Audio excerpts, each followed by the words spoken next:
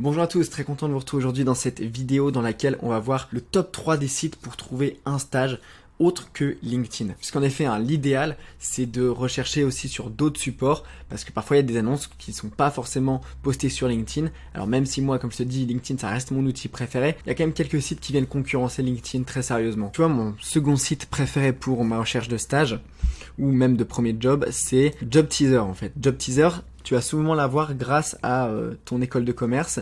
Tu vois, moi, si je vais sur mon profil EM Lyon, je sais que j'avais aussi Job Teaser quand j'étais à la Cato. Donc, tu vas sur ton portail d'école, ensuite tu arrives sur Job Teaser de l'EM Lyon, et là, tu vas voir plein de choses qui vont te permettre de t'insérer dans la vie professionnelle. Donc ici, ça marche un peu comme sur LinkedIn, tu vois, j'ai renseigné mon profil, j'ai mis mon CV, voilà, j'ai mis mon personal statement, j'ai mis mon CV, j'ai mis mon LinkedIn, pareil, j'ai remis mes expériences. Donc tu vois, c'est assez proche de LinkedIn. L'info sur mon cursus, quand je serai diplômé, voilà, mes critères.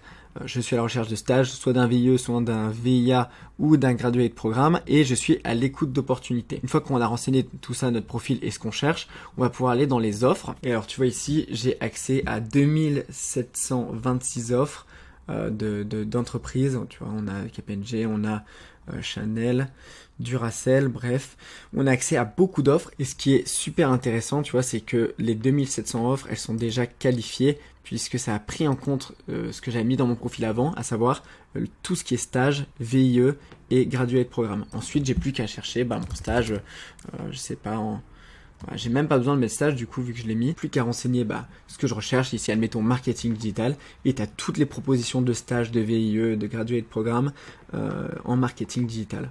Donc voilà, ça c'est vraiment super cool. Ici tu vois, tu peux même mettre les exclus, les offres de stage qui sont dédiées aux étudiants de l'EM Lyon. Ici on en a 89 en marketing digital. Tu peux même mettre des offres postées par un alumni, donc un ancien de l'EM Lyon. Donc voilà, c'est vraiment super intéressant. Tu vois là, je sais que c'est des gens qui étaient à l'EM qui ont posté ces offres. Donc très cool. Pareil que sur LinkedIn ici, on peut s'inscrire à des alertes pour l'offre d'emploi qu'on vient d'enregistrer ici, tu vois, en marketing digital. Donc voilà, ça c'est super cool. Tu as également toute une rubrique conseils où tu as des articles, voilà, qui vont intéresser on va dire les étudiants qui rentrent dans le monde professionnel, tu vois, rémunération, reconnaissance, qu'attendent les jeunes en entreprise, les soft skills, 9 métiers à exercer. Tu vois, cette rubrique là avec des articles, elle est assez intéressante. Tu peux également gros avantage de l'école de commerce, de Job Teaser avec ton école, c'est que tu peux aller dans la rubrique événements, et là tu as les événements ici de l'EM Lyon du coup, puisque c'est mon école, et tu vois, tu as des sessions. Tu peux t'inscrire à des sessions de recrutement. Par exemple, ici, tu as Danone, qui est un partenaire de l'EM Lyon, qui fait une session de recrutement. Donc, tu vois, là, tu cliques dessus, tu t'inscris, et ensuite, tu vas rencontrer des personnes de Danone qui viennent recruter des étudiants de l'EM Lyon. Vraiment très cool ici pour court-circuiter, tu vois, la méthode classique, traditionnelle du je dépose... je réponds à une offre d'emploi sur un site. En plus, tu auras un référent, tu auras dialogué avec une personne, donc tu pourras le dire, tu pourras le mettre en avant, tu auras un référent, donc la puissance de la référence, elle est vraiment très importante quand tu cherches un stage. Pareil, donc tu vois, tu as la rubrique entreprise, avec, je sais pas, là, ici, on va dire, par exemple, on va mettre IBM, donc tu vas pouvoir directement retrouver les offres de stage postées par IBM, tu vois, hop, donc très intéressant. Pareil ici, tu vas mettre stage, marketing digital, tu vois, tu as 25 offres. Ça te permet d'avoir, c'est intéressant si tu as déjà ciblé une entreprise en particulier. Tu as également la partie présentation. Là, quand tu vas passer tes entretiens, ici, tu as des chiffres, tu as toutes ces informations que tu vas pouvoir ressortir en entretien. Des vidéos, là, sur le conseil de recrutement ici, pour passer un entretien chez IBM, comment réussir. Là, c'est hyper cool, c'est très bien à apprendre tout ça. Ici, pareil, tu as événements et actus de l'entreprise. Donc, super bien de se renseigner là-dessus quand tu veux rentrer dans le process de recrutement. Donc voilà, un job teaser, comme tu vois, c'est vraiment, c'est aussi bien que LinkedIn, mais voilà, c'est pas accessible à tout le monde. Donc là, c'est l'avantage de faire une école de commerce, c'est que le job teaser des écoles de commerce, comme tu vois, il est vraiment cool. Il y a beaucoup de partenaires et d'événements qui sont dédiés à ton école. Donc très intéressant. Tu vois, typiquement mon stage chez Dassault, je l'avais trouvé grâce à un événement organisé par le M Lyon sur Job Teaser, quoi. Alors aussi, autre site très intéressant qui est accessible à tous pour trouver, pareil, il va y avoir du conseil, tu vas pouvoir trouver une entreprise, tu vas pouvoir trouver un stage, il y aura toute une rubrique média pour avoir des conseils, c'est Welcome to Jungle. Alors ici, je crois qu'il y a pas mal de startups aussi sur ce site, mais tu vois, tu as Disney, plus de 2000 salariés, donc c'est vraiment bien fait, ce site est assez facile à prendre en main. T'as pareil les 6 phrases qui devraient être interdites au bureau, t'as tous des articles à ce propos. Tu vas pouvoir également parcourir des offres d'emploi de manière assez classique, hein. Donc ici tu vois, on en a déjà chez Orange, voilà, hop, nous on va mettre notre stage en marketing digital.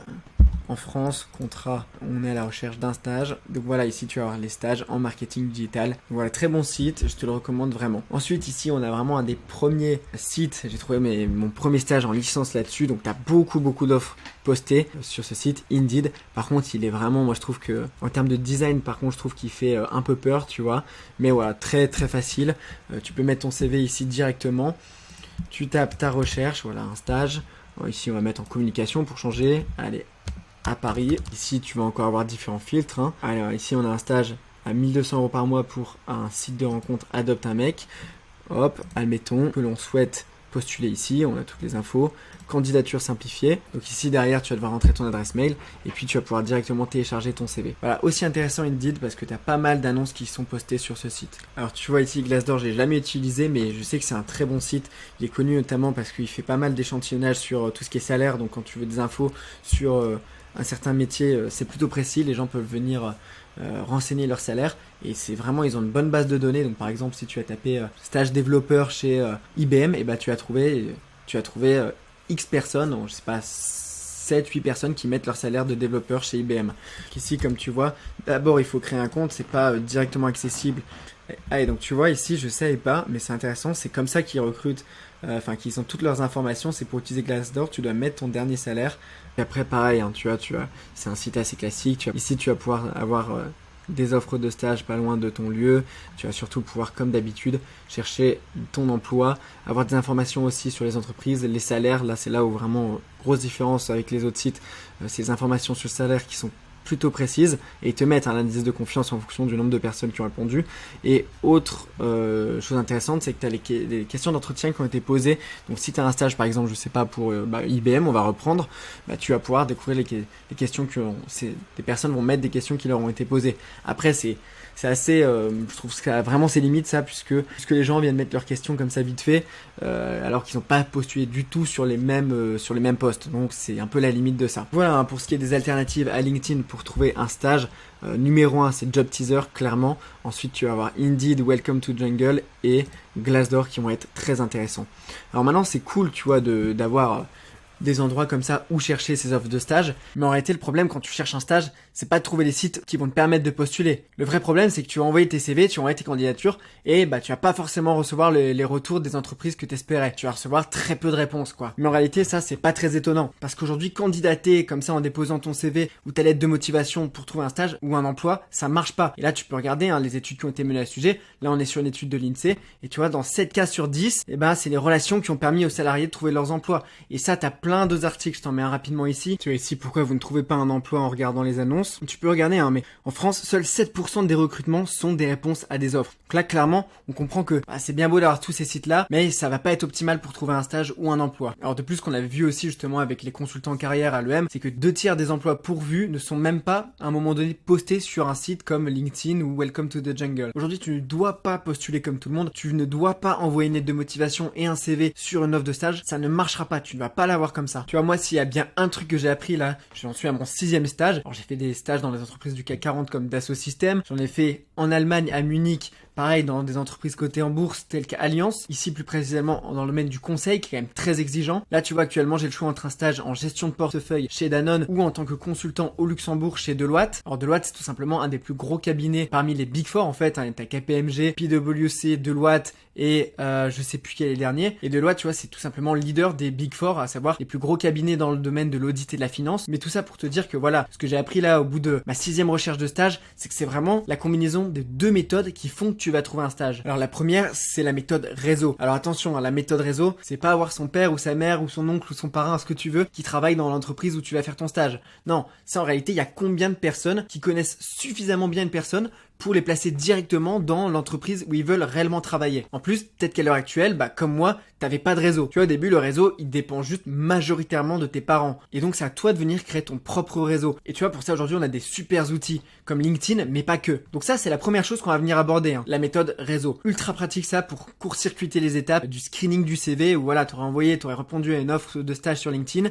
et il y aurait eu 5% de chance que ton CV soit retenu. Donc moi ici, ce que je te propose, c'est pas simplement de te montrer comment développer un bon message d'ajout, de connexion, de réseautage, de demande de stage, mais c'est de te donner les miens. Alors tu vois là, ce que je te montre, c'est les entretiens que j'ai eus lors du Carrière Forum organisé par Le Million. Alors c'est un gros événement sur lequel t'as plein d'entreprises qui viennent recruter des stagiaires, mais t'as énormément de concurrence parce que t'as certes un certain nombre d'entreprises avec des personnes, mais ces personnes elles ont que 5-6 slots alloués à des étudiants et t'as toute la promotion de Le Million de 900 étudiants qui envoient des messages pour espérer décrocher un entretien. Et ces messages comme sur LinkedIn, tu vois, où t'as 250 caractères maximum, donc tu comprends très vite l'importance de ce message pour espérer avoir un des 5 slots que la personne elle met à disposition sur tous les étudiants qui lui envoient des messages. Alors tu vois, il y a quand même beaucoup d'entretiens, là on a des belles entreprises comme Decathlon, comme L'Oréal, comme Reckitt qui est un géant dans la grande distribution, Peugeot, Groupe PSA, Auchan, KPMG, Accenture, des Big Four, Natixis, Banque, Deloitte, Mazars. Là on a Dassault Systèmes qui justement c'est comme ça que ça a abouti à mon stage. Ça a été le début. Après, on a Accenture, enfin bref. Alors bien sûr, ces personnes, elles reçoivent ce message d'ajout de tout le monde et elles ont aussi accès à ton CV. Mais mon CV à ce moment-là, quand je suis rentré en école de commerce, après les concours ST, c'était 0 stage en multinationale ou en entreprise cotée en bourse, 0 stage en finance. Et pourtant, tu vois, j'ai eu des entretiens chez KPMG, chez Deloitte, chez Natixis, chez Mazars, qui sont vraiment des gros noms dans le domaine de la finance. Alors attention, hein, t'as peut-être l'impression que je suis en train de te survendre les grosses entreprises et que toi, tu ne veux pas forcément évoluer dans les boîtes, je sais pas, comme L'Oréal ou des grosses entreprises. Tu veux plutôt évoluer dans des PME, des startups.